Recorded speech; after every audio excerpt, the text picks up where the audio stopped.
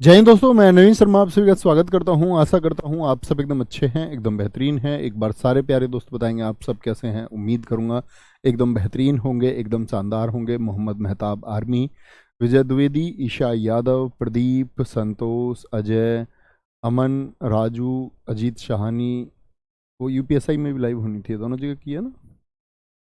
हाँ, ठीक है। तो दोस्तों हम लोग पढ़ रहे थे मिडाइवल हिस्ट्री को। मैंने आप लोगों को पहले से सचेत किया है इस बात के लिए कि मध्यकालीन भारत से ना के बराबर प्रश्न पूछे जाते हैं। ठीक है, तो मध्यकालीन भारत का एक ओवरव्यू हम ले रहे थे कि यहाँ से किस तरह के प्रश्न पूछे जाते हैं। हालांकि हम उसको कंप्लीट ही पढ़ रहे थे, लेकिन आप लोगों को बहुत ज़्यादा मतलब हाईलाइट इसको नहीं करना है, बहुत ज़्यादा विशेष ध्यान इस पर देने की ज़रूरत आपको नहीं है। बस कॉमन फैक्ट्स जो हैं, जो मैं आपको बता रहा हूँ, वो पढ़ने हैं। ठीक है, तो हम लोग पढ़ रहे थे अकबर और अकबर के विजय अभियान, तो जिसमें मैं आपको अकबर का मालवा का अभियान बता चुका था।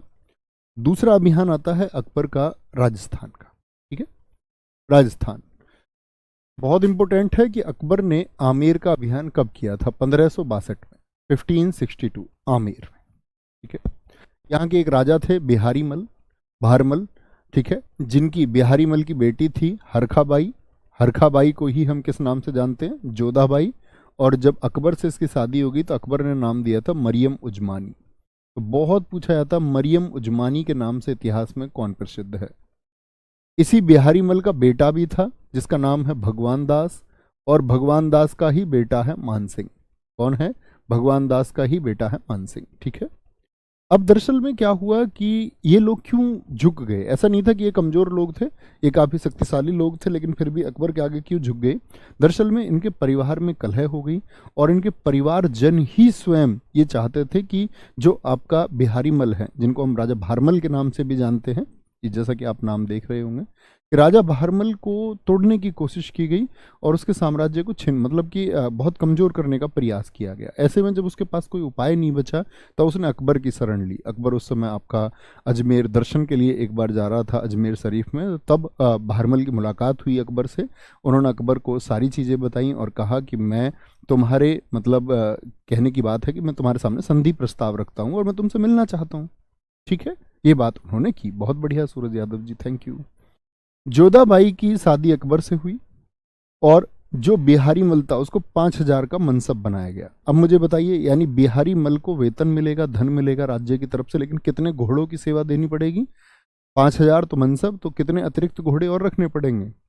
मनसबदारी प्रथा में मैंने आपको बताया था कि मनसब का मतलब क्या होता है कि 5,000 घोड़े, तो अतिरिक्त 5,000 घोड़े और रखने होंगे। ठीक है, 7,000 का मनसब किसको बनाया? मानसिंह। यही है जो हल्दी घाटी में लड़ा, यही है जिसने सबसे पहले संधि प्रस्ताव भेजा था महाराणा प्रताप जी को। महाराणा प्रताप जी ने कह दिया था कि भाई तुम्हारे फूफा होंगे, हमारे नहीं है।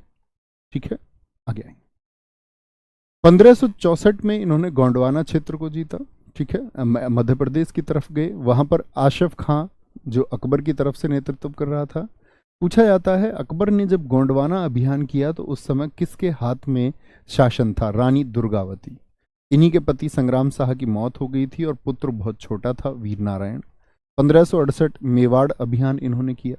तो 1568 में कि मुझे बताएंगे कि महाराणा प्रताप गद्दी पर नहीं थे। महाराणा प्रताप तो गद्दी पे बाद में आए, 1572 के आसपास में। ठीक है, तो हल्दी घाटी से पहले भी इन लोगों ने वहां पर अभियान किया था। तब महाराणा प्रताप जी के पिताजी राणा उदय सिंह जी गद्दी पर थे। 1569 रणथंबोर जीता। रणथंबोर भी कहाँ है? राजस्थान में। आपका राजस्थान में ही जैसलमेर, बीकानेर, यानी आप देख सकते हैं कि 1568 से लेकर के और 1570 के जो अभियान हैं ये कहाँ के? राजस्थान पर उसका फोकस ज़्यादा था। सर यूट्यूब पर प्रैक्टिस सेट, यूट्यूब पर प्रैक्टिस सेट दोस्त आपका 15 से शुरू होंगे। ठीक है, मैंने आपको बता दिया था क्लास में, आपने अगर यूट्यूब पे क्लास की हो। 1571-72 में गुजरात अभियान किया, सबसे इंपॉर्टेंट है। ठीक है, यहाँ गुजरात में एक शासक था मुजफ्फर थर्ड, उसने विद्रोह कर दिया अकबर के खिलाफ। उसने कहा कि सब लोग अकबर के सामने घुटने टिका रहे हैं, मैं नहीं टिकाता। तो अकबर के इस अभियान को द्रुतगामी अभियान किया है, कहा है एक इतिहासकार स्मिथ ने। थम्सअप करके बताना, स्मिथ का नाम जानते हो? जिसने समुद्रगुप्त के बारे में भी लिखा है। क्या कहा है समुद्रगुप्त को? भारत का नेपोलियन। द्रुतगामी अभियान कैसे? द्रुतगामी का मतलब होता है बहुत तेज गति से अभियान। दरअसल में जब गुजरात में विद्रोह हुआ, अकबर दिल्ली से गुजरात गया, दिल्ली में मुजफ्फर थर्ड जो भाग गया वहां से, उसके विद्रोह को दमन किया, उसकी सेना को यहाँ पे हराया। इतने में ही वापस आगरा में एक विद्रोह हो गया, तो अकबर वापस तेजी से गया कहाँ, आगरा। लेकिन जैसे ही आगरा पहुंचा, फिर से यहाँ गुजरात में दोबारा से क्या हुआ, फिर से आकर के उसने दमन किया, और यहाँ की जिम्मेदारी फिर वो दे के गया किसको, अब्दुल रहीम खान खाना को। अब्दुल रहीम खान खाना जो उसके नौरत्नों में से एक है। मैं आपसे जानना चाहूँ, अब्दुल रहीम खान खाना किसका बेटा था? तो आप कहेंगे किसका, आप कहेंगे सारे दोस्त बैरम खां का बेटा था, ठीक है। इसी अभियान के बाद में फतेहपुर सीकरी जो आगरा उत्तर प्रदेश में है, 1575 में स्थापना हुई। 1581 काबुल जीता, ये आपको पढ़ने की जरूरत नहीं है। 1585 कश्मीर अभियान इसने किया, जिसमें बीरबल की मौत हुई थी, ठीक है। बीरबल की मौत इसी में हुई थी। बीरबल, बीरबल का असली नाम जानते हैं आप? एसएससी बहुत पूछती है, बीरबल का वास्तविक नाम क्या है? 1591 सिंध क्षेत्र जीता उसने। सिंध क्षेत्र का मतलब ये आज का जो वर्तमान पाकिस्तान है, ठीक है। सन 1600 में अहमदनगर और बीजापुर यानी कर्नाटक की तरफ गया। तो पूछे कि जब अकबर ने कर्नाटक अभियान किया तो शासक कौन थी वहां पर? चांद बीबी थी शासिका, जिसके पति थे अली आदिल शाह, मौत हो चुकी थी। अकबर का अंतिम विजय अभियान है असीरगढ़ पर। कहां पर? असीरगढ़ का अविजित किला था, यह अकबर का अंतिम अभियान है, ठीक है। अकबर के समय जो प्रांत थे वो थे 15, जिनको हम कहते हैं सूबे। जैसे दोस्त आज आप देखते होंगे, आपका राज्य है, आप किसी स्टेट से बिलोंग करते होंगे, मुझे बताएं आपके स्टेट में कितने डिस्ट्रिक्ट हैं, कितने जिले हैं? तो आप कहेंगे भैया जो प्रांत है यानी सूबे हैं, जैसे उत्तर प्रदेश की बात करते हैं तो 75 जिले हैं। तो यूपी के शासन ने उनको 75 हिस्सों में बांटा हुआ है। ऐसे ही अकबर का जितना अपना क्षेत्र था, उसने कितने प्रांत बना रखे थे? 15 अपने स्टेट बना रखे थे, जिसमें से 3 तो साउथ में थे और 12 नॉर्थ में थे। तो कभी भी पूछा जाए अकबर के समय उत्तर प्रांत कितने थे, तो सिर्फ 12 लिखना, 15 नहीं। और पूछे आपसे कि दक्षिण में कितने प्रांत थे, तो आप कहेंगे 3 प्रांत थे दक्षिण में। कितने? 3 प्रांत थे। तो सब लोग जानते हो बीरबल का असली नाम है। इतने सारे बच्चे महेश दास लिख रहे हैं। अच्छा, आपसे पहले इतिहास कितने बच्चों ने पढ़ रखा है? थम्स अप करके बताना। महेश दास जानते हैं तो फिर इतिहास पहले आपने पढ़ा है, और पहले पढ़ा है तो फिर तो रिवीजन ही चल रहा होगा। नए बच्चों की बात छोड़ दें अगर तो क्या बोलेंगे? अकबर के समय पर निर्माण कार्य कौन कौन से हुए? हुमायूं का मकबरा दिल्ली में, इसकी मरम्मत किसने करवाई? अकबर ने करवाई। हुमायूं के मकबरे को ही हम मुगलों की कब्रगाह कहते हैं। क्यों जी? द ग्रेवयार्ड ऑफ मुगल्स किस इमारत को कहा जाता है? हुमायूं का मकबरा दिल्ली। क्योंकि आप देखोगे मुगल परिवार के जो ज्यादातर लोग दफनाए गए, वो कहां पर दफनाए गए हैं? वो हुमायूं के मकबरे में दफनाए गए। लगभग 250 महिलाओं से लेकर, बच्चों से लेकर के, दारा सिकोह जैसे शासक से लेकर के, बाद के शासकों से लेकर के, ज्यादातर लोगों को कहाँ दफनाया गया है? वो दफनाया गया हुमायूं के मकबरे में। फतेहपुर सीकरी बताएंगे कहाँ पर है? यूपी में है। आगरा का किला यूपी में है, और ये सबसे पहली इमारतों में से एक है जो यूनेस्को की विश्व विरासत सूची में शामिल हुए थे, ठीक है। दीवाने आम और दीवाने खास फतेहपुर सीकरी, ठीक है। दीवाने आम और दीवाने खास इसने बनवाए। दरअसल में दीवाने आम क्या था कि ये आम जनों से वहां पर मिल सकता था, और दीवाने खास क्या था कि वहां पर ये स्पेशल कुछ सेलेक्टेड लोगों से मुलाकात करता था, यानी शाही परिवार के लोग रहे, अन्य राजा रहे, उसके लिए, ठीक है। कोई दिक्कत, कोई परेशानी? सर मैंने नहीं पढ़ा है, मैं पहली, हाँ कोई दिक्कत नहीं, आपकी तरफ बहुत सारे बच्चे पहली बार पढ़ते हैं। बहुत सारे बच्चों के थम्स अप आए हैं जी, मैं पढ़ चुका हूँ आपसे। कोई नहीं, जो पहली बार पढ़ रहे हैं उनको उतना ही ध्यान, उतना ही फोकस, जैसे मैं हमेशा आपसे कहता हूँ कि जो आपको टीचर गाइड करते हैं, क्योंकि दोस्त आपकी सफलता में टीचर की सफलता जुड़ी हुई है। टीचर जैसे गाइड करे बिल्कुल ऐसे पढ़ना, तो सिलेक्शन आसानी से होगा। लेकिन आप अगर टीचर, मतलब ऐसा भी हो सकता है भाई टीचर आपकी क्यों चाहेगा कि आप असफल हो जाएं कोई भी। तो जो टीचर गाइड करता है ना, आप ये पहचान लें कि टीचर सही है, और ये जो गाइड कर रहा है बस 100% वो बात फॉलो करनी है, फिर आपको सिलेक्शन आसानी से मिल जाएगा। और रही किसी भी बात को जानने और सीखने की, तो पूरा जीवन आपके पास है। आप बस सिर्फ अकबर को भी पढ़ें तो कई महीने तक पढ़ सकते हैं, इतना कुछ अकबर के बारे में जानने को है, ठीक है। लेकिन अच्छे स्टूडेंट की पहचान क्या होती है कि वो उस चीज़ को, कौन सा पार्ट, जैसे मैंने आपसे कहा मॉडर्न हिस्ट्री बहुत इंपॉर्टेंट पार्ट है आज एसएससी के लिए, या बात करें यूपी के स्टेट के एग्जाम्स के लिए, तो हमको उसको बहुत विशेष तौर से पढ़ना होगा, ठीक है। 1602 का बुलंद दरवाजा बनवाया। बुलंद दरवाजा इसने गुजरात विजय के उपलक्ष्य में बनवाया था। 1583 इलाहाबाद में एक किला बनवाया, आज इंडियन आर्मी का हेडक्वार्टर है, इंडियन आर्मी उसको इस्तेमाल करती है। ठीक है। पंचमहल बनवाया इसने, ये कहाँ पर है पंचमहल? आगरा, फतेहपुर सीकरी में। अकबर को दफनाया कहाँ गया? सिकंदरा में। ठीक है, आगरा में इसको दफनाया गया। अकबर की मौत 1605 में हुई अतिसार की वजह से। अतिसार बोले तो डायरिया, पेचिस, दस्त लग गई अकबर को, ऐसे समझ लो तुम, और अकबर मर गया। ठीक है, मर गया। कोई दिक्कत, कोई परेशानी? सर बलबन का मकबरा कहाँ? बलबन का मकबरा भी दिल्ली में है दोस्त, बताया तो था मैंने, दिल्ली सरकार ने बोर्ड लगाया हुआ है, कुतुब मीनार के पीछे ही आपका मकबरा है बलबन का। ठीक है, कोई दिक्कत? ये बलबन के किसके? अकबर के बनाई हुई। हुमायूं का मकबरा, फतेहपुर सीकरी। आगरा का किला किसने बनवाया? दीवाने आम दीवाने खास किसने बनवाया? इलाहाबाद का किला, बुलंद दरवाजा, पंचमहल, अकबर का मकबरा। ओके, अब आते हैं अकबर के दरबार के नौरत्न। नौरत्न अब से पहले किस शासक के यहाँ थे? और दोस्त याद रख लेना, 2.0 के लिए आपके लिए स्पेशल डिजाइन किया गया अवतार को, उसमें मैं आपको हिंदी पढ़ा रहा हूँ। ठीक है, हिंदी लगभग 20 क्वेश्चन का। स्टैटिक जी के आप जीएस में 50% मान सकते हैं। आपसे पहले कहा गया था कि परीक्षा के सबसे नज़दीक उसको पढ़ेंगे, पहले हिंदी को पढ़ेंगे फिर स्टैटिक जीके को पढ़ेंगे। तो 30 क्वेश्चन का पार्ट लगभग ये 2 सब्जेक्ट ही हैं। इतिहास आप पढ़ते हुए जा ही रहे हैं, और आपके लिए मतलब 1.5 घंटे 1 घंटे, और मैंने लगभग 3.5 घंटे की एक्स्ट्रा क्लास आपके एग्ज़ाम तक लगाई हैं कि आपके एग्ज़ाम तक मैं आपके साथ रहूँगा, अतिरिक्त 3.5 घंटे, जिसमें 1.5 घंटे स्टैटिक जी के हिंदी रहेगी। ठीक है, 1 घंटे आपकी हिस्ट्री क्लास रहेगी ही, और प्रैक्टिस सेशन उसको भी कोशिश करूंगा 1 सवा घंटे का रखूं। लेकिन जितना एफर्ट मैं आपके साथ लगाऊं, आप उतनी तन्मयता के साथ पढ़ना। जो कंटेंट मैं आपको डिलीवर करूं दोस्त, वो आपको बहुत अच्छे से रिवाइज करते रहना है, क्योंकि अध्यापक का काम है आपके पास समझाते हुए कंटेंट को भेजना। आपका काम है बैठ के बहुत फोकस के साथ में इस दुनियादारी को छोड़ के कि इस दुनिया में क्या चल रहा है। हर वो छात्र उतनी ही जल्दी सफल होता है जितना जल्दी वो बाकी चीज़ों को इग्नोर करने सीख जाता है, कि बाकी चीज़ें मुझको इग्नोर करनी है, मुझको पढ़ना होगा। ठीक है, तो उस मेहनत को जाया मत जाने देना, और शायद वो अपने बाकी चीज़ों से कट होके तुमको मिलनी है, क्योंकि बाकी बैचेस में भी क्लास हैं, सब जगह है। आगे आएंगे। बहुत सारे दोस्तों ने लिखा चंद्रगुप्त द्वितीय के दरबार में नौरत्न रहते थे, बहुत शाबाश। अकबर के दरबार में नौरत्न, क्या बोलोगे? पहले एक बीरबल सबसे प्रसिद्ध है, महेशदास, मृत्यु हुई 1585 में, किस अभियान में बताएंगे? अब बीरबल को तुम जानते भी है, इंटेलिजेंट आदमी है बीरबल। मैं हमेशा बच्चों को सुनाता हूं कि बीरबल की एंट्री दरबार में कैसे हुई, और आप कितने बुद्धिमान हैं। अगर आप सच में बुद्धिमान हैं तो प्रकृति आपको मौका देगी आगे बढ़ने का, जैसे बीरबल को मिला।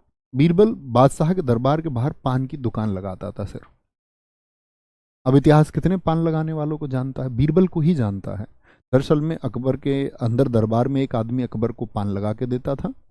एक दिन पान में क्या है, चूना लगाया जाता, कैल्शियम ऑक्साइड। बादशाह को उसने चूना ज़्यादा लगा दिया तो बादशाह की जीभ कट गई।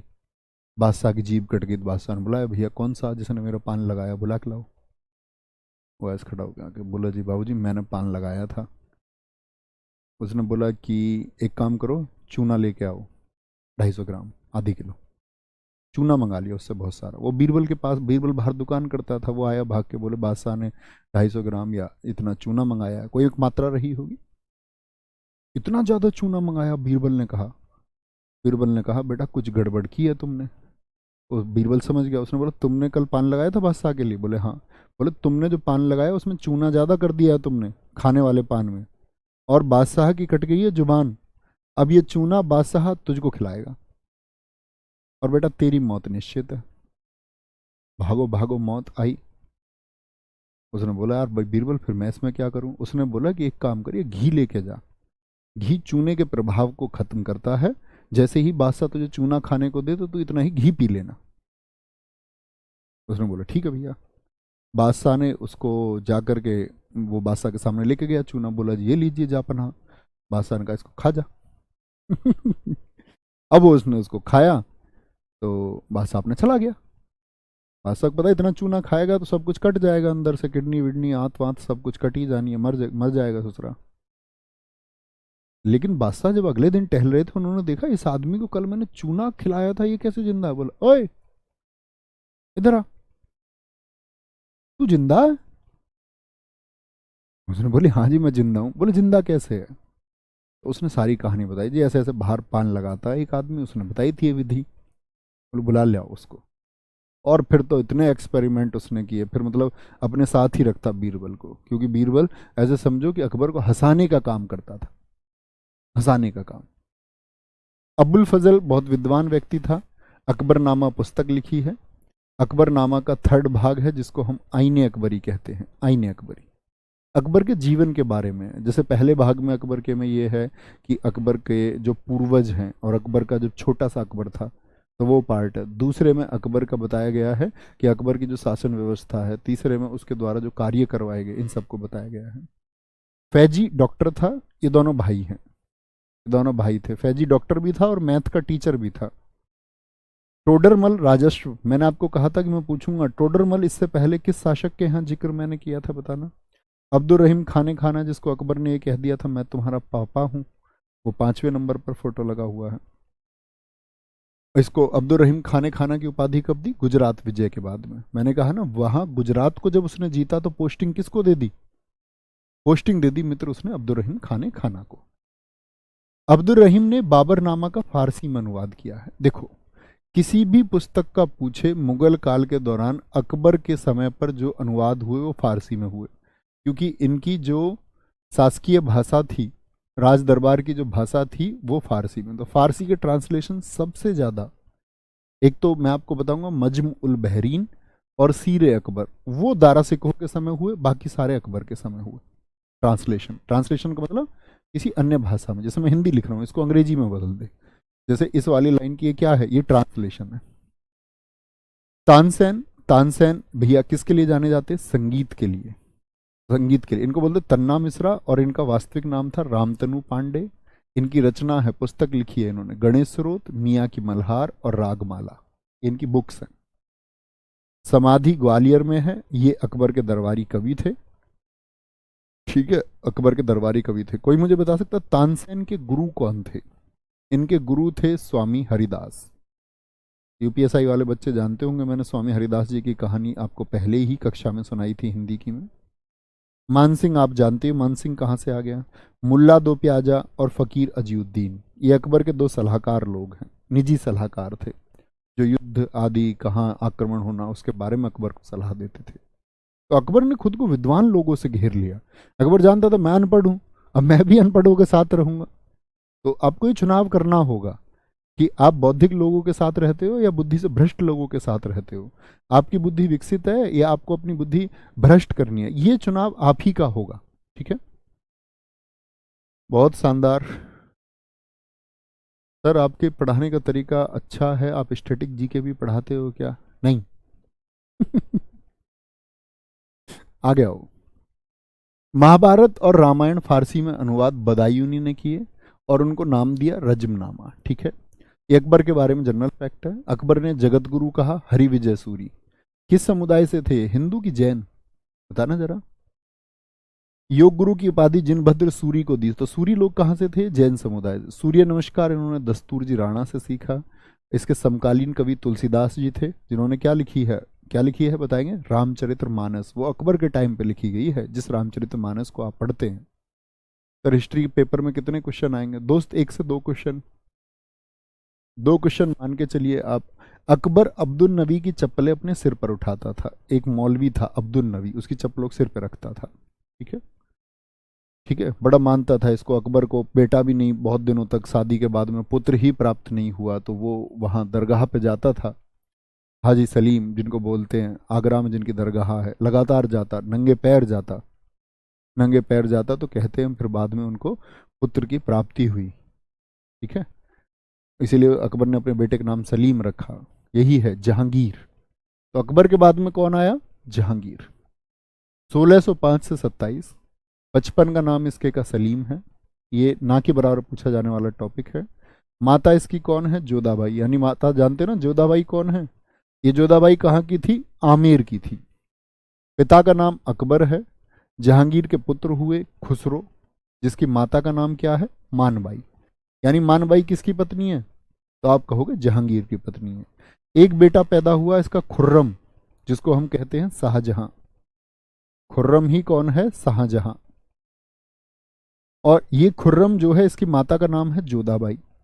अब आप कहोगे भैया कि जहांगीर की माँ भी जोधाबाई और जहांगीर की पत्नी भी जोधाबाई, ये कैसे? तो ये जोधाबाई एक नाम की दो महिलाएं हो सकती हैं कि नहीं? ये जोधाबाई हैं उदयपुर, यानी उदयपुर की जोधाबाई तो जहांगीर की पत्नी है और आमेर की जोधाबाई अकबर की पत्नी है, यानी कि जहांगीर की माँ है। जहांगीर की माँ है। मुकेश यादव जी बहुत धन्यवाद दोस्त। परवेज तीसरा बेटा, शहरयार इसका चौथा बेटा है। शहरयार इसका चौथा बेटा है। ठीक है, वेरी गुड, बहुत शानदार। सर जी मैं जानता हूँ आप पढ़ाते हैं स्ट्रेटेजी का। हाँ पढ़ाता हूँ भाई, सब जानते हैं। हर कॉम्पिटिटिव एग्जाम की तैयारी करने वाला एसएससी के हर सेगमेंट का, हर स्टेट का बच्चा जानता है इस बात को। बहुत बढ़िया। आशिम ने लिखा है will you marry me sir, बहुत अच्छा लिखा है, लेकिन आपको भी मी की स्पेलिंग भी नहीं आती और मैरी की भी नहीं आती। मैरी मी स्पेलिंग देखो इनकी, बेटा पढ़ लो पढ़ लो। तुम्हारे जैसों को मैं बच्चों का नाम देता हूँ, मटरी बच्चों, पढ़ लिया करो चुपचाप। मैरी सैरी में कुछ नहीं रखा। शादी का लड्डू खा के बहुत लोग पछता रहे हैं, नौकरी का लड्डू खाओ मजा आएगा। 1606 में खुसरो ने जहांगीर के खिलाफ विद्रोह किया। अब बताओ खुसरो कौन है? आप कहेंगे खुसरो तो जी इसका बेटा है, जहांगीर का, जहांगीर का बेटा है।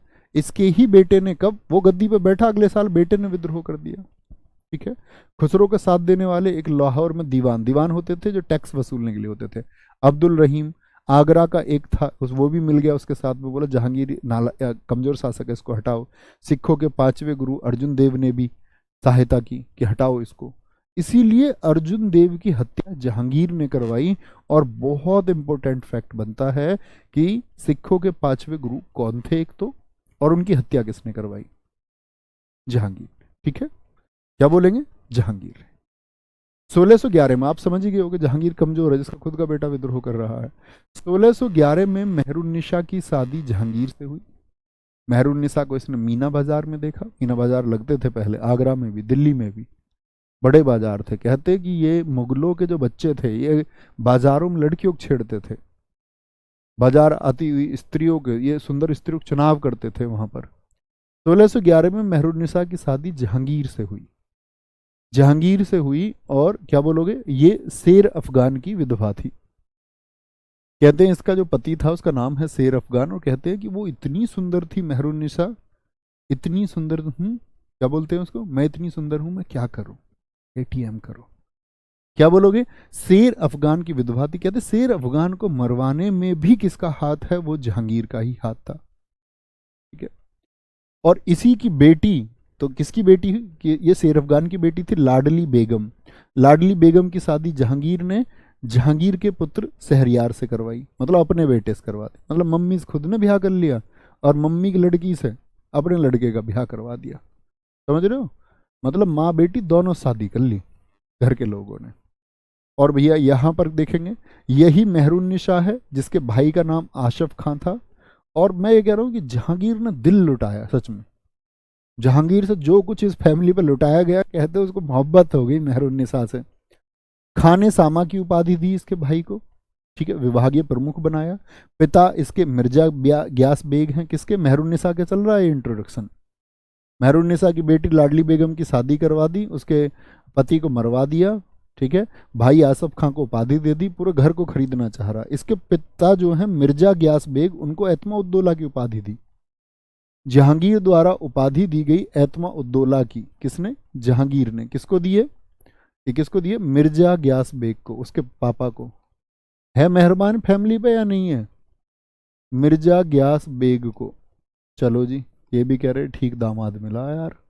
एतमा उद्दौला का मकबरा बनवाया उसका, बताओ। एतमा उद्दौला मकबरा, राजाओं के मकबरे बनते थे। अपने ससुर का मकबरा बनवाया, किसने? ये दरअसल में किसने बनवाया? नूर जहां ने बनवाया। अब आप कहोगे नूर जहां कौन है? सॉरी, नूर हजा लिख दिया मैंने। नूर जहां, नूर जहां मेहरुन्निसा ही है। कभी आपसे पूछे नूर जहां कौन है? मेहरुन्निसा। इससे कौन कहता था इसको नूर जहां? इसको कहता था नूर जहां जहांगीर। नूर जहां, नूर माने रोशनी और पूरे जहान की। कह रहा तुम इतनी सुंदर हो, तुम क्या करो? उसने उससे बोला तुम इतनी सुंदर हो कि पूरे जहान की रोशनी एक तरफ और एक तरफ तुम सुंदर। हो गया पागल प्यार में या नहीं? चलो बे वो एक पंक्ति सुनाता हूँ मैं तुम्हें। मैं तुम्हें चांद तो कह दूं, मैं तुम्हें चांद तो कह दूं, लेकिन लोग तुम्हें पूरी रात देखे ये मुझे गवारा नहीं है। लेकिन ये भाई साहब कह रहे हैं इसको। सफेद संगमरमर से बनी पहली इमारत है ये। आप कहेंगे भैया ताजमहल, ताजमहल दोस्त शाहजहां के टाइम पे बना। तो आपसे पूछे कि पहली ऐसी कौन सी इमारत है जो जिसमें वाइट मार्बल लगा था? इसमें पित्रादुरा शैली, ये बहुत इंपॉर्टेंट है, इसको आजकल बहुत पूछा जाता है। पित्रादुरा क्या होता है? जो सफेद पत्थर होता है, मार्बल, मार्बल पर नक्काशी करना। इसकी दीवारों को अगर आप ध्यान से देखोगे तो इसकी दीवारों पर कुछ सजावटें की गई हैं, कुछ डिजाइन बनाए गए, वो डिजाइन ही पित्रादुरा शैली बोलते हैं। इसी को हम बेबी ताज भी कहते हैं, ताजमहल का बच्चा। क्या बोलोगे? इसी को हम बेबी ताज भी कहते हैं, बेबी ताज। ओके, इसी को हम बेबी ताज भी कहते हैं। नेक्स्ट, मेहरुन्निसा की माता का नाम असमत बेगम है। यही है जिसने गुलाब से इत्र की विधि का आविष्कार किया। ठीक है, ऐसा नहीं था इत्र पहले से था, अरबियों ने इत्र पहले से लाए, पृथ्वीराज चौहान जी के टाइम पे भी इत्र था, लेकिन यहाँ पर इस गुलाब से इत्र पूरी फैमिली कुछ ना कुछ कर रही है। और असमत बेगम को नूरे जहां की उपाधि, असमत बेगम को नहीं है, मेहरुन्निसा को, मेहरुन्निसा को नूरे जहां की उपाधि जहांगीर ने दी। सलीम को न्याय की जंजीर के लिए जाना जाता है। इसने न्याय की जंजीर लगवाई थी आगरा में, कि किसी को अगर किसी के साथ जस्टिस नहीं हो रहा है तो वो उस जंजीर को बजा दे, सोने की एक जंजीर लगवाई। ऐसे ही मैंने आपको बताया था न्याय का घंटा। विनय चौधरी जी कह रहे सर ये तो अतिशयोक्ति अलंकार की बात कर दी आपका जहांगीर ने। बिल्कुल जी न्याय के घंटा बताएंगे। इस जंजीर में 60 घंटियां थी, आगरा में है। जहांगीर ने ही अंग्रेजों को व्यापार के लिए दस्तावेज दिया। जहांगीर के समय आने वाले अंग्रेज कौन कौन हैं? और जब हम आधुनिक भारत की शुरुआत करेंगे 6 तारीख से, तो वहां पर मैं आपको बताऊंगा यूरोपीय कंपनियों का आगमन। भारत में यूरोपीय आए कैसे कैसे थे, किस क्रम में आए, कौन कौन आया, क्या क्या प्रश्न पूछे जाते हैं। सबसे पहले 1608 में क्या बोलोगे? हॉकिंस। मैं बोलूं हॉकिंस भारत आने वाला प्रथम अंग्रेज है क्या? आप क्या बोलेंगे, यस और नो? मैं उत्तर सुनना चाहूंगा, सारे लोग बताएं तब कुछ पूछूंगा। 1608 में हॉकिंस, ये अंग्रेज का मतलब है, अंग्रेज का मतलब कहाँ से आया था? ये ब्रिटेन से आया था। और ये लोग किसके लिए आए थे? व्यापार के लिए, क्योंकि सन 1600 में क्या हो गया था? मैं आपसे पूछूं ईस्ट इंडिया कंपनी कब बनी थी? आप कहोगे 1600 में बनी थी, और उसको 15 साल का परमिट भी मिल गया था कि ईस्ट के देशों के साथ जाके व्यापार करना है। तो वो लोग भागे पूर्व के देशों के साथ व्यापार करने के लिए। आप कहेंगे जी नहीं, पहला अंग्रेज नहीं है। बहुत अच्छा लगा। पहला अंग्रेज तो स्टीफन थॉमस है, जो किसके टाइम पे आया? 1579 में, अकबर के टाइम पे आया। बहुत शानदार। इसको जहांगीर ने इंग्लिश खान की उपाधि दी, 400 का मनसब भी बनाया, यानी 800 घोड़ों की सेवा इसको भी मिली। हॉकिंस जब आया ना, देखो हॉकिंस कितना चालू है, अंग्रेज आदमी, और अकबर के दरबार में आके, अकबर के दरबार में आके उससे उर्दू में बात की इसने। अकबर का मुंह फटा फटा रह गया, सॉरी जहांगीर का। जहांगीर ने बोले अरे ये कैसा अंग्रेज है, उर्दू बोल रहा है। उसको देखता रह गया। तब उसने कहा था ये तो ऐसा अंग्रेज है जो खान साहब जैसा है, तो उसको इंग्लिश खान कह दिया, इंग्लिश खान। तो जहांगीर ने इसको क्या दिया? इंग्लिश खान की उपाधि दी। बहुत बढ़िया अंग्रेज है भाई। 1611 में मिडल्टन आया, क्योंकि इसका कोई प्रभाव जहांगीर पर पड़ा नहीं, जहांगीर के दरबार में आता जाता रहा। जहांगीर इससे खुश तो हुआ, लेकिन जहांगीर ने इसको परमिशन नहीं दी। फिर ये भाई साहब मिडल्टन आए। क्यों आए? क्योंकि दरअसल में हमारे देश में पुर्तगाली 1498 में आया। वास्को डी गामा का नाम आपने सुना हो तो पुर्तगाली पहले आए, तो पुर्तगालियों ने तो शक्ति भारत में इकट्ठा कर ली थी।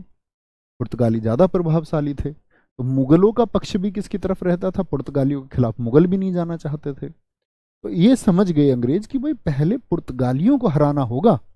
और मैं बताऊंगा आपको आधुनिक भारत में कि पुर्तगालियों को इन्होंने स्वाली के युद्ध में हराया। ये आदमी स्वाली का युद्ध लड़ने ही आया कि भाई पहले पुर्तगालियों को हराओ, तब जाके ये मुगल हमारे फेवर में होंगे। 1612 में पॉल कैनिंग और एडवर्ड आए, हॉकिंस के बाद में। 1615 थॉमस रो बहुत पूछा जाता है। ऐसे भी पूछ लेता निम्नलिखित में से कौन सा जहांगीर के समय पर आने वाला अंग्रेज नहीं है। ठीक है। जहांगीर की मौत 1627 में हुई। मकबरा कहाँ है? जहांगीर का लाहौर में है। तो जहांगीर चाचा भी निकल लिया। जहांगीर की आत्मकथा का नाम है तुजुक ए जहांगीरी।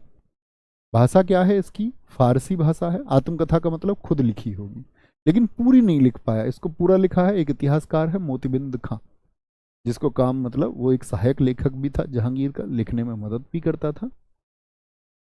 चलो भाई बहुत बढ़िया।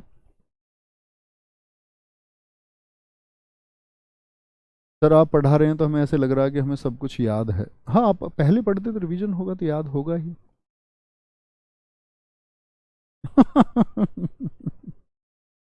जहांगीर का समय चित्रकला का स्वर्णकाल था। इसने चित्रकला को क्या दिया? संरक्षण दिया और बड़ी चित्रकारी करवाई। डायलॉग बहुत देता था जहांगीर, कहता कि मुझे तुम कोई चित्र दिखा दो, एक छोटा सा हिस्सा उस चित्र का दिखा दो, मैं बता दूंगा वो किस चित्रकार ने बनाया। देख रहे हो इसके डायलॉग? कह रहा चित्र की आंख दिखा दो, बस ये बता दूंगा मेरे टाइम पे किस चित्रकार ने बनाया है। तो उसकी उतनी रुचि भी थी।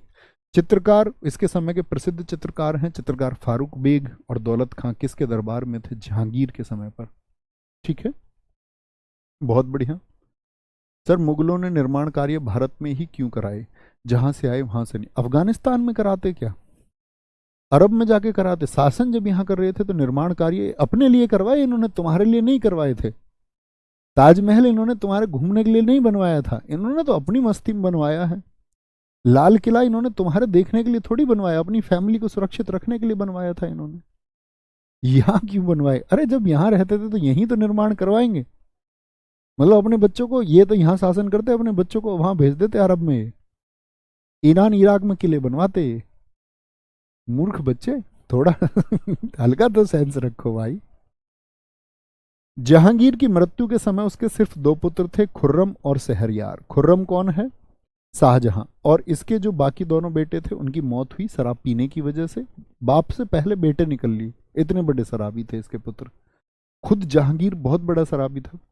जहांगीर ने, आप ये समझिए कि उसने पूरे शासन व्यवस्था यानी कि घोषणा करवाई कि कोई भी व्यक्ति यहां शराब नहीं पिएगा, और खुद उसकी मौत शराब पीने की वजह से हुई है। भांग की खेती जो अकबर के समय, भांग एक मादक पदार्थ होता है नशे वाला, उसको मैंने बताया था बर्नेल नामक एक पुर्तगाली आया, उसने अकबर को दे दिया तमाकू की, तमाकू पियो। तो अकबर को ठीक लगा तमाकू, उसने बोला इसकी खेती शुरू करो। जहांगीर बोला कि इस पर रोक लगा दो, मतलब इसने बोला कि नशा और कोई नहीं करेगा, मैं करूंगा सिर्फ।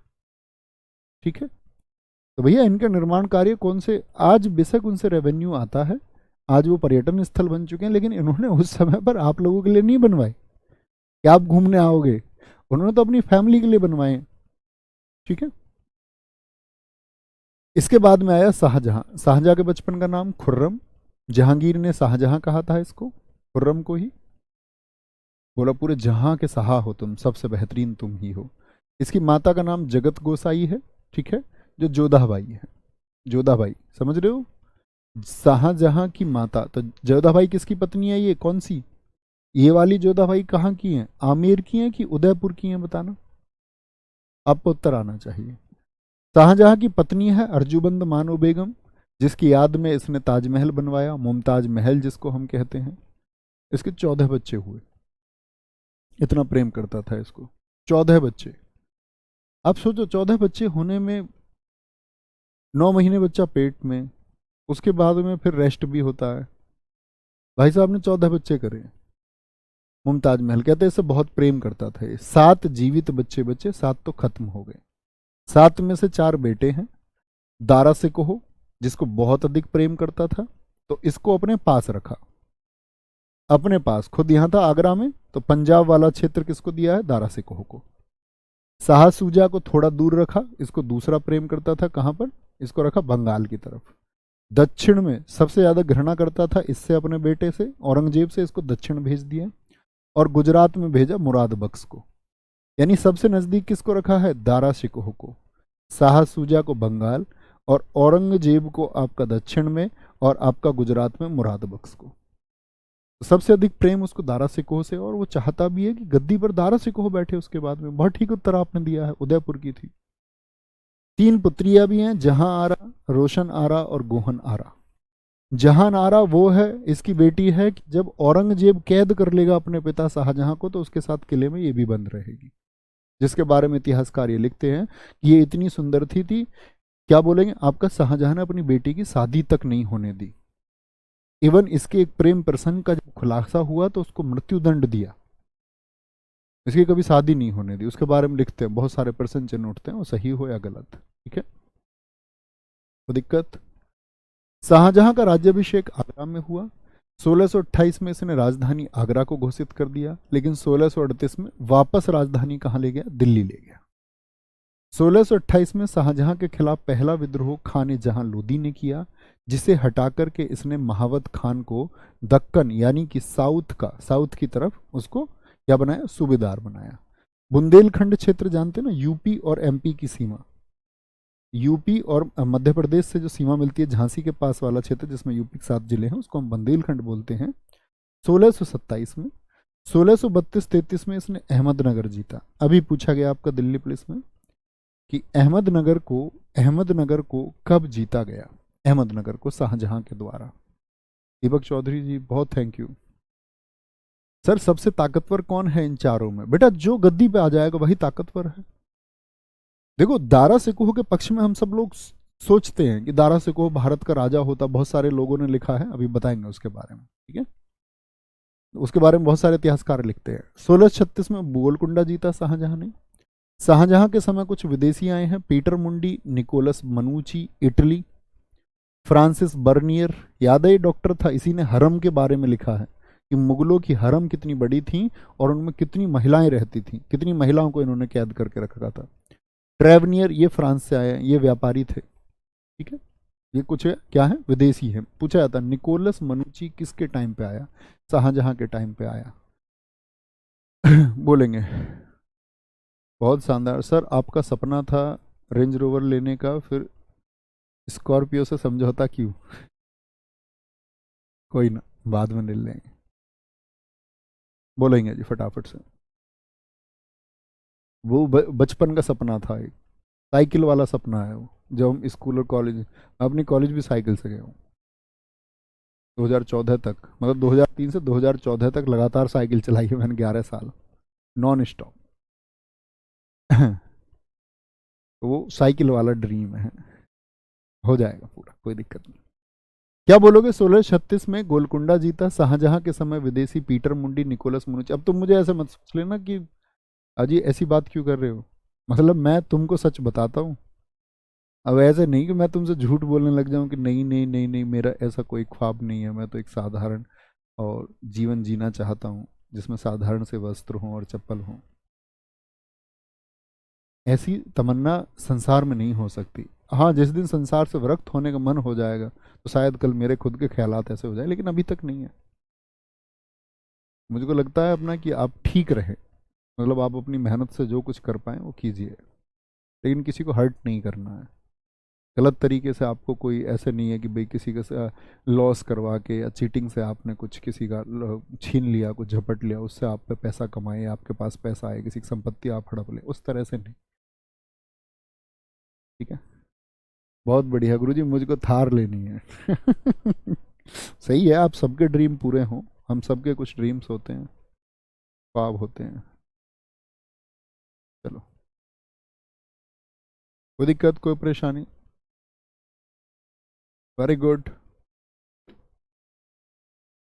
आगे बोलेंगे, दरबारी कवि कौन है? अबू कालीन, पंडित जगन्नाथ, ये शाहजहां के टाइम पे थे। अब्दुल हमीद लाहौरी, जिसने पुस्तक लिखी है बादशाह नामा, बहुत इंपॉर्टेंट है, फारसी की ही पुस्तक है। शाहजहां के समय को स्थापत्य कला, जैसे जहांगीर का समय कौन सा बताया मैंने आपको? जहांगीर का समय चित्रकला का। क्या बोलोगे? जहांगीर का समय चित्रकला का है, और शाहजहां के समय को बोलते किसका आपका, कि भाई आर्किटेक्चर यानी बिल्डिंग, सबसे ज्यादा प्रसिद्ध बिल्डिंग कब बनी? तो प्रसिद्ध बिल्डिंग बनी है शाहजहां के टाइम पर। जैसे सबसे प्रसिद्ध भारत का 8 अजूबों में से एक ताजमहल ही है। निर्माण कार्य क्या हुए यहाँ पर ताजमहल में 1631 से 1653। मैं आज तक ताजमहल नहीं गया, मतलब मैं ताजमहल के पास से गुजरा हूँ, तो ताजमहल में एक ही दिन जाना चाहता हूँ, तो मैं बताऊँ तो यहाँ ताजमहल के सामने एक बेंच है। ताजमहल के सामने जो लोग गए होंगे वो जानते होंगे, उस पर फोटो भी खिंचवाते हैं लोग। एक ड्रीम वो भी है, जब ड्रीम की बात चल रही थी इस बेंच पे फोटो खिंचवाने का, क्योंकि हमारे घर में फोटो लगा हुआ हमारे बाबा दादी का, उस बेंच पे बैठ के पीछे ताजमहल है। हमारे पापा मम्मी का पीछे ताजमहल है। अब तुम समझ जाओ, एक फोटो यहाँ मेरा भी आएगा, उसी दिन जाऊंगा। ठीक है, कोई दिक्कत?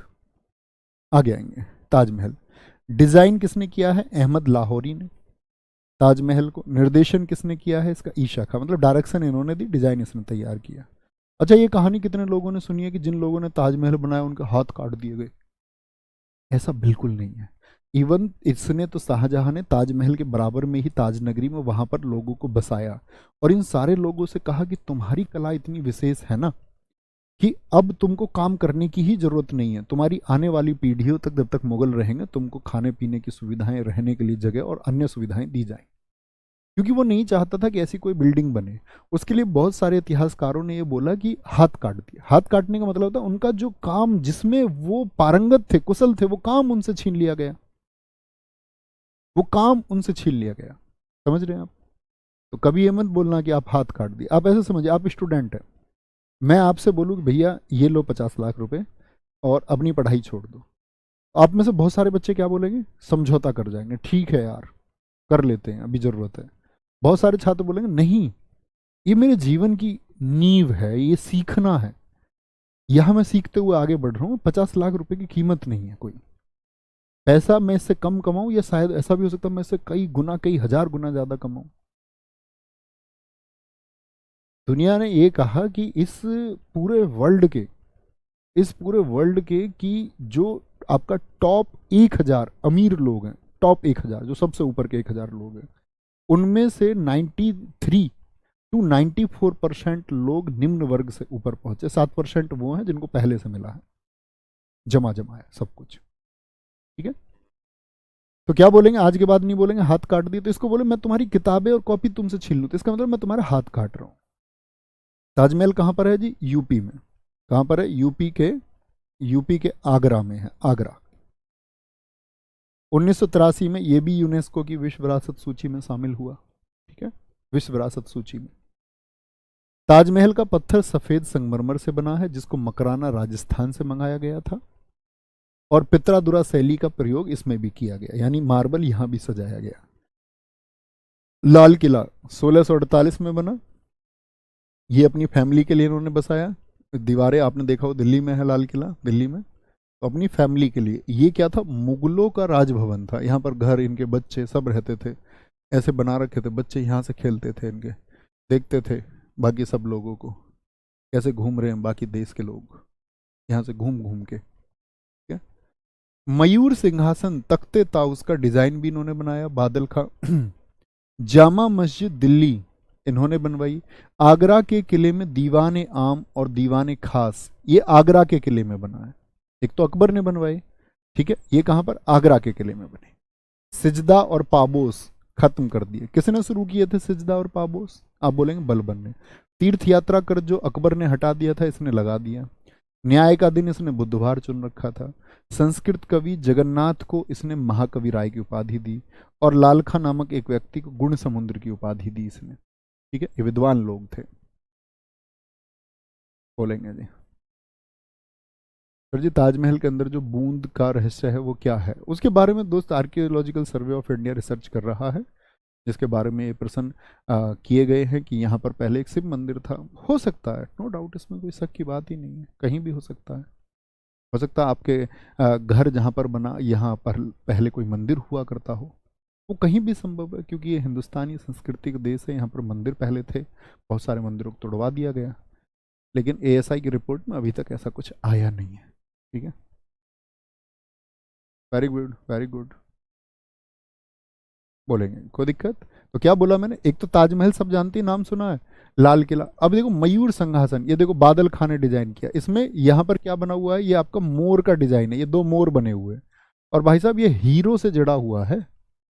मयूर सिंहासन, इसी पे कोहिनूर हीरा इसने लगवा दिया था, बोला कि मैं इस पे बैठूंगा, कोहिनूर हीरा लगना चाहिए इस पे। फिर इसी मयूर सिंहासन और कोहिनूर हीरो को कौन लूट करके ले जाएगा? नादिर शाह आएगा, नादिर शाह। ठीक है, कोई दिक्कत, कोई परेशानी? छत्रपति शिवाजी महाराज जी का इतिहास पढ़ेंगे जी, हाँ बहुत अच्छे से, बहुत शानदार तरीके से पढ़ेंगे। सजदा पाबोस खत्म कर दिया इसी ने, तीर्थ यात्रा कर लगाया, न्याय का दिन बुधवार, संस्कृत कवि जगन्नाथ को महाकवि राय की उपाधि दी, लाल खां को इसने गुड़ समुद्र की उपाधि दी। शाहजहां की तबीयत खराब होने के कारण 1657 में दिल्ली की गद्दी के लिए उत्तराधिकार, यानी अब राजा कौन बनेगा, मुझे बताइए। शाहजहां को किसको चाहता है कि राजा कौन बने? क्या बोलेंगे? बोलेंगे फटाफट से, भैया क्या मुगल जिंदे? मुगल रिक्शा चला रहे हैं दिल्ली में, उनके जो वंशज हैं, उनके आज वाली पीढ़ी के लोग रिक्शा चलाते हैं, उनकी उतनी एबिलिटी थोड़ी थी, उनको एबल क्यों बनाया गया, या वो एबल क्यों हो गए? क्योंकि हिंदुस्तान के जो लोग जिनको संगठित होकर लड़ना था, वो लोग हिस्से हिस्से टुकड़ों टुकड़ों में जाके मुगलों से लड़े, तो उनका कमजोर हो जाना ही मुगलों की एकता है, बाकी किसी के अंदर वो ताकत नहीं थी। और आज भी ऐसा ही होता है, आप देखिए कि देश की सरकार, कोई भी गवर्नमेंट हो, जब देश हित में कुछ फैसला लेती है तो हम लोग समर्थन सब लोग नहीं कर पाते हैं, हम बरगलाए लोग रहते हैं, हम सब लोगों ने अपनी पार्टी चुन रखी है, किसी की कोई पार्टी, किसी की कोई पार्टी, किसी की कोई पार्टी है, हम सब लोग यही नहीं जानते देश हित क्या है। बस हम लोग, हमको ये पता हमारे पापा जी इस पार्टी को वोट देते थे तो हम लोग भी उसके साथ में, और कुछ लोग तो जातिगत पार्टी बना रखी है बहुत सारे लोगों ने कि भाई हमारी जाति की पार्टी ये है, तो उसके खिलाफ कोई पार्टी, लोग भूल जाते देश हित को। इसी को कहते हैं देश में लोगों का टूट जाना, जो हमारी एकजुटता को कम करता है, जबकि राष्ट्र हित के मुद्दे पर सबको खड़े होना चाहिए और अपने जो हित है उनकी भी आवाज उठानी चाहिए, लेकिन राष्ट्र हित के मुद्दे पर प्रश्न चिन्ह नहीं आना चाहिए, वो कोई भी मुद्दा हो। तो भैया किसको चाहता था? दारा शिकोह को बनाना। धर्मट का युद्ध हुआ पहले 1658 में, ठीक है, दारा शिकोह और औरंगजेब के बीच में। अब औरंगजेब बहुत चालू है, औरंगजेब ने अपने जो दो भाई हैं ना बाकी, उनको पहले अपने पक्ष में किया। औरंगजेब ने कहा कि तुमको पता चला है कि दारा सिकोह को पिताजी राजा बनाने जा रहे हैं, अपने भाइयों को चिट्ठी लिखी। उसने बोला यार गद्दी के लिए तो तुम हो, गद्दी के लिए तो तुम बने हो, ये पिताजी उसको दारा सिकोह को कैसे बिठा सकते हैं गद्दी पर, वो काफिर है। दारा सिकोह को एक काफिर कहता था, क्योंकि दारा सिकोह की रुचि हिंदू धर्म में थी। अब हिंदू धर्म में बहुत रुचि उसकी होने की वजह से वो तो हिंदू जो ग्रंथ थे उनको पढ़ने लग गया, महाभारत, गीता, उपनिषदों में उसका ध्यान लगा रहता, और कहते मुगलों का सबसे विद्वान व्यक्ति वही था। लोगों ने साथ में ये भी कहा कि दारा शिकोह अगर राजा हो जाता तो भारत का इतिहास आज कुछ और होता। लेकिन आप लोगों को एक बात माननी होगी, दारा शिकोह की लीडरशिप में बिल्कुल कमी थी। वो विद्वान था लेकिन शासन चलाना उसे बिल्कुल नहीं आया। जिसको अपने पिता राजा का सपोर्ट हो तब राजा ना बन पाया, और औरंगजेब एक छोटी टुकड़ी से बौद्धिक रूप से शासक बना, तो उसका संचालन ज्यादा अच्छा है, सैन्य समझ उसकी ज्यादा अच्छी है। ठीक है, तो क्या बोलेंगे? आपका धर्मट का युद्ध हुआ उज्जैन एमपी के पास में, एमपी के पास में, यानी कि औरंगजेब ने अपने भाइयों को पहले पक्ष में किया, भाइयों को भड़काया। उनके भाइयों ने कहा यार औरंगजेब तुम भी तो गद्दी पे बैठ सकते हो। उसने बोला नहीं मेरी कोई इच्छा नहीं है भैया, आप बैठो। तो उसके भाई उसने भड़का के अपने पक्ष में कर लिए। उज्जैन में तो ये कहाँ से, दक्षिण से चला, और उज्जैन एमपी में जाके उसने दारा सिकोह को, दारा सिकोह या पीछे हट गया, वापस चला गया। सामूगढ़ आगरा के पास पहुंच गया औरंगजेब, यहां पर इसने क्या किया, फिर से दारा सिकोह को हराया। यह युद्ध जीतने के बाद औरंगजेब का पहला राज्याभिषेक हुआ आगरा में, और दूसरा होगा देवराई के बाद। तीसरा औरंगजेब का युद्ध लड़ा औरंगजेब ने, देवराई का युद्ध। ये था आपका राजस्थान अजमेर में। यहां पर क्या था कि जितने भी लोग थे दारा सिकोह के नजदीकी संबंध वाले, उन सब लोगों ने दारा सिकोह से प्रॉमिस किया कि हम तुम्हारे साथ लड़ेंगे। ठीक है, कोई दिक्कत? तो कितने युद्ध लड़े गए? 1658 में 2, धर्मट का, सामूगढ़ का, और एक लड़ा गया 1659 में देवराई का। दारा शिकोह हार गया। सामूगढ़ के युद्ध के बाद में, जो सामूगढ़ में युद्ध लड़ा आपका आगरा, यहां युद्ध के बाद में, क्योंकि आगरा पर कंट्रोल हो गया अब औरंगजेब का, और शाहबुर्ज जो आगरा में है वहां पर कैद कर लिया गया। किसको? शाहजहां को। बोला बुढ़े हमको राजा नहीं बना रहा, अपने लड़के दारा सिकोह को ही प्यार कर रहा है बस, तो इसको कैद कर लिया उसने। अब इसकी चॉइस देखो शाहजहां की, जब बंदीवान है कह रहा भाई मुझे ऐसी जगह बंद कर दो जहां से मुझको ताजमहल दिखता हो, मेरी पत्नी की याद में बनाया ताजमहल दिखता हो। तो ये शाहबुर्ज इसीलिए चुनी गई इसके लिए, तो ताजमहल देख यहां मर। और वहीं पर 1666 में क्या हो गई, उसकी मौत हो गई। क्या बोलोगे, 1666 में, यानी कि कैद होने के कितने वर्षों के बाद में, 8 वर्षों के बाद में। ये दारा सिकोह के बारे में है। दारा सिकोह को लघु अकबर कहा गया है, छोटा अकबर। इसने जो इतनी आध्यात्मिक शिक्षा ली, मियाँ मीर नामक से ली। हिंदू विद्वान लाल बैरागी को ये गुरु मानता था। 52 उपनिषद, आप सोचिए बहुत बड़ा काम इसने किया। इसको इसने भेजा कि इसमें इतनी नॉलेज है, ये फारस क्षेत्र में जाने चाहिए, अरबियों को इनको पढ़ना चाहिए। और इसका जो ये ट्रांसलेशन इसने किया, सीर ए अकबर। तो सीर ए अकबर का अनुवाद ये अकबर मत लिखना, मैंने आपसे कहा था ये दारा शिकोह है। और मज्म उल बहरीन, कादरी नाम से रचनाएं लिखता था। योग वशिष्ठ और भगवत गीता का भी फारसी में अनुवाद इसके टाइम पर किया गया। जी बिल्कुल गोलू रंजन जी, रोज टू मच, थैंक यू मेरे भाई। कोई दिक्कत, कोई परेशानी, इतनी बात समझे। तो कहने का मतलब है दारा सिकोह हार गया। और ऐसे दारा सिकोह नहीं हारा, दारा सिकोह की गर्दन काटी औरंगजेब ने। औरंगजेब ने, और पेश की किसके पास में, शाहजहां के पास में, जो वो कैद था वहां पर भेजी उसको गर्दन, ये लो अपने प्रिय पुत्र की गर्दन ले लो। गर्दन काट के पेश की उसको। औरंगजेब 1658 से 1707 तो गद्दी पर आ गया भैया औरंगजेब। ठीक है, कोई दिक्कत, कोई परेशानी। दिल्ली की गद्दी पर दूसरा सबसे लंबा शासनकाल है। मुझे बताएं कितने वर्षों का है ये, 49 वर्षों का। इसी की उपाधि बहादुर है, जिंदा पीर इसी को कहते हैं। कहते हैं इसके निजी खर्चे कुछ नहीं थे, कुरान की आयतें लिखता, उनको बेचता। आलमगीर सबसे ज्यादा नाम इसका पूछा जाता है। 2 बार राज्याभिषेक, एक तो सामूगढ़ युद्ध जीतने के बाद में और एक देवराई जीतने के बाद में। सामूगढ़ जीता आगरा में, दारा शिकोह को हराया, पहला राज्याभिषेक यहाँ कराया, और दूसरा कराया कहाँ पर, दिल्ली में। ठीक है भैया। अनारकली सच में थी, हाँ भैया। जहांगीर सलीम डांस देखता था अनारकली का, उसको बड़ा अच्छा लगता था। ऐसे हाथ लगा के ऐसे साइड में और लेट के देखता था अनारकली का डांस।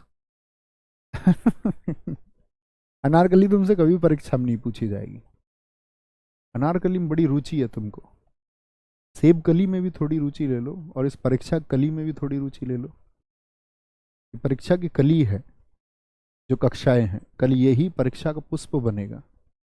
और ये खिलेगा या नहीं खिलेगा, ये फूल, ये आप ही के हाथों में है। आप कितनी मेहनत कर सकते, तो अनारकली से ध्यान हटाइए और परीक्षा कली पर ध्यान लगाइए। नहीं, तुमको अब कोई डांस भी नहीं दिखाएगी अनारकली, फिर तुमको मूवी में देखना पड़ेगा डांस। शिक्षक लतीफ सुल्तानपुरी इसके औरंगजेब के टीचर है। माता मुमताज महल है, शाहजहां की पत्नी। पिता शाहजहां, पत्नी का नाम दिलरास बानो बेगम है, बहुत इंपॉर्टेंट है। रबिया उद दुर्रानी के नाम से इतिहास में किसको जाना जाता है, ये भी प्रेमी है शाहजहां की तरह। ये भी अपनी बीवी की याद में बनाएगा ताजमहल, लेकिन इसको मिस्त्री खराब मिल गए।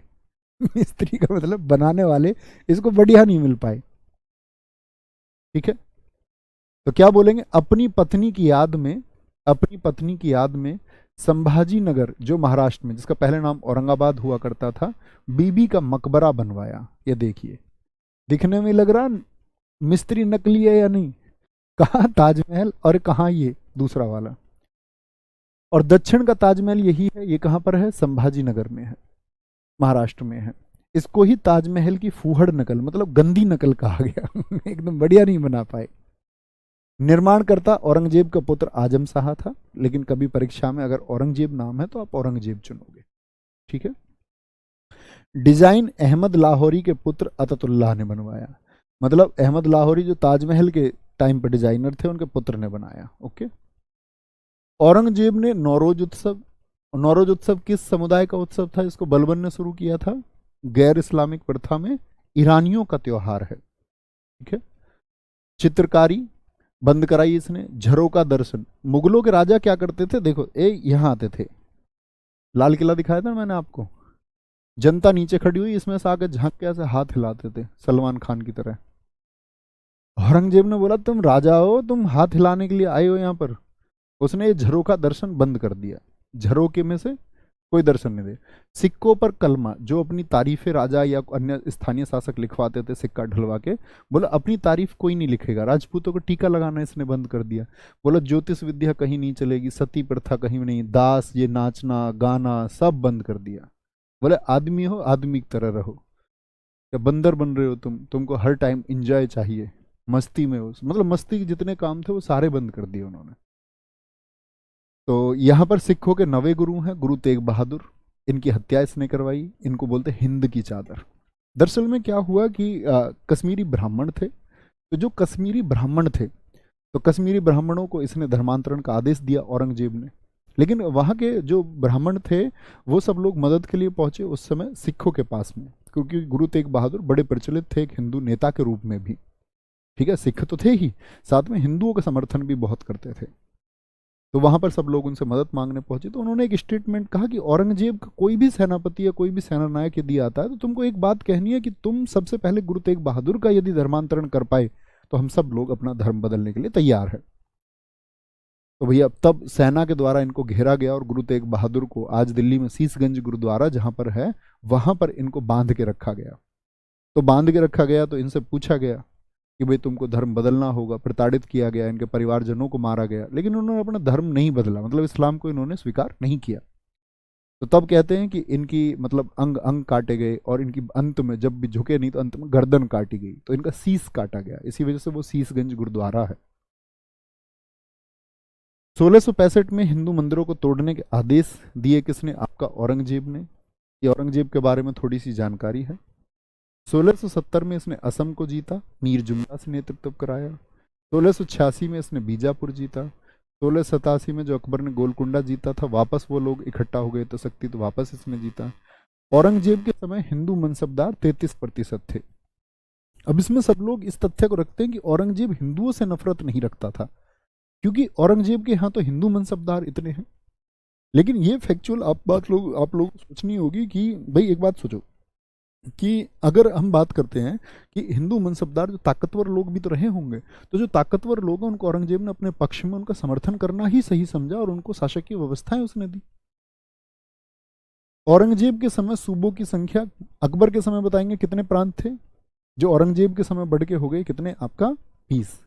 दिल्ली में बैतुल उलूम पुस्तकालय बनवाया इसने, जैसे दीने पनाह बनवाया था किसने? हुमायूं ने। कुशल वीणा वादक था। वीणा और कौन सा राजा बजाता था बताएंगे एक बार? किस शासक के बारे में मैंने बताया था वह भी एक कुशल वीणा वादक था, तो आप कहेंगे जी वो समुद्रगुप्त था। तो बैतुल उलूम सूबों की संख्या कितनी होगी? 5 बढ़ गई। अकबर के समय 15 थी। हिंदू मनसबदार कितने थे? 33% थे। औरंगजेब के समय आए विदेशी।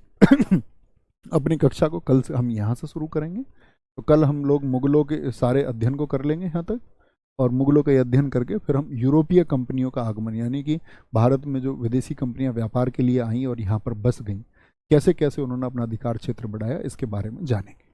ओके, मिलते हैं कल। Thank you, bye bye, take care, जय हिंद, जय भारत, नमस्ते।